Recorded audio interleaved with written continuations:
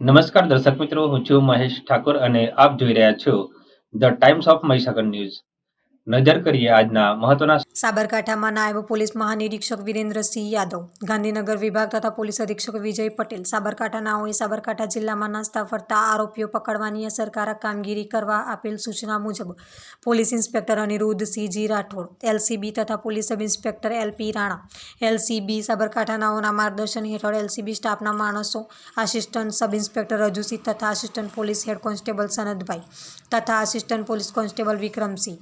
ગોપાલભાઈ નાઓ Himmatnagar town વિસ્તારમાં નાસ્તા ફરતા આરોપીઓની તપાસમાં હતા.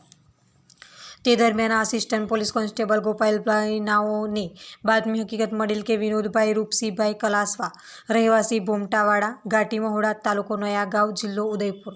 રાજસ્થાનવાળો હિંમતનગર ગ્રામ્ય પોલીસ સ્ટેશન થર્ડ ગુનો 2 નંબર 85/2020 પ્રોહી કલમ 65 AE 11-116B 98-2 મુજબના ગુનામાં પકડવાનો બાકીમાં છે અને સદરી આરોપી હાલ બલોચપુર સ્ટેન્ડ ઉપર તાલુક હિંમતનગર ખાતે ઉભેલ છે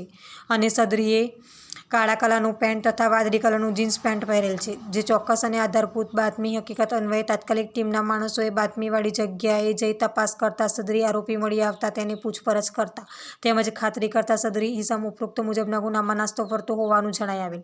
જેથી સદરા નાસ્તા ફરતા આરોપી વિનોદભાઈ રૂપસિંહભાઈ કલાસવા, રહેવાસી ભોમટાવાડા, ઘાટી મહુડા, તાલુકો નયાગાંવ, જિલ્લો ઉદયપુર, રાજસ્થાનવાળાને હિંમતનગર ગ્રામ્ય પોલીસ સ્ટેશન થર્ડ ગુનો 2 નંબર 85/2020 પ્રોહી કલમ 65 AE 116B 98-2 મુજબના કામે CRPC કલમ 41(1) મુજબ અટક કરી આગળની ઘટતી કાર્યવાહી સારું હિંમતનગર ગ્રામ્ય પોલીસ સ્ટેશન સોંપવામાં આવેલ. આમ લોકલ ક્રાઇમ બ્રાન્ચ સાબરકાંઠાના દ્વારા